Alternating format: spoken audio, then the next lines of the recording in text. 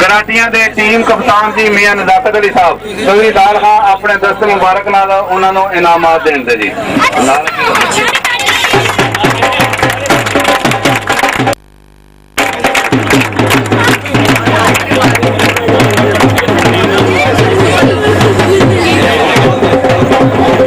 ਲਓ ਜੀ ਮੀਆਂ ਨਜ਼ਾਕਤ ਅਲੀ ਸਾਹਿਬ एक कप ते 500 रुपया जी टीम हो गई 600 रुपया जी। हुण जी मैं दावा देना आमिर एहसान मटवाले वाली टीम का कप्तान जी।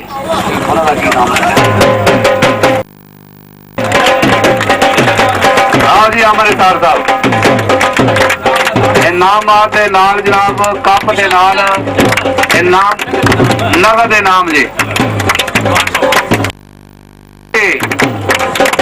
ताड़ियां जी एक बारी दो टीमां के कप्ताना वास्ते ताड़ियां जी।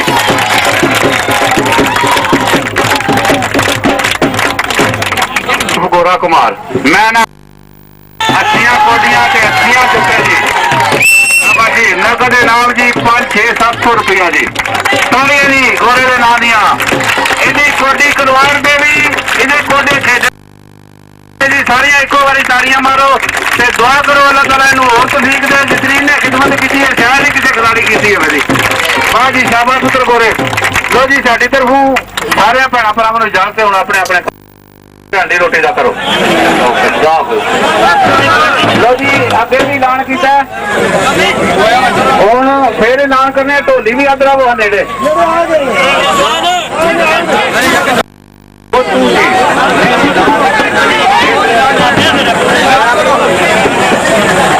लो जी एक और खुशखबरी जी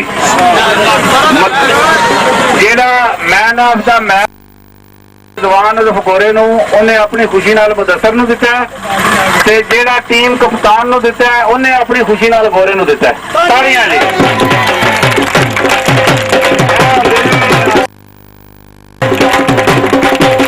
ताड़ियां जी शाबाश। लो जी ढोलियो दोवे आ जाओ दोवे 200 रुपया मनो दो फिर इधर लै रही हो।